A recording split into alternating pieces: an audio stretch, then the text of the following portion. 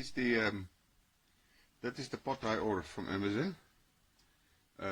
Because of a damaged packaging, I got it for less than 40 euros. Now it's quite large, and we use it to sterilize the glassware when we do the bottling of fruit and stuff like that. Here you can see it on the wood stove, and I'm extremely happy with both the quality and the price of this product.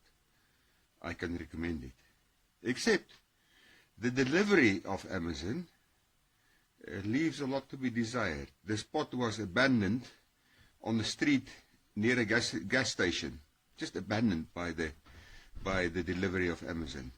And luckily some neighbors found it, and they called a friend of mine who called me, and I was able to retrieve the pot undamaged.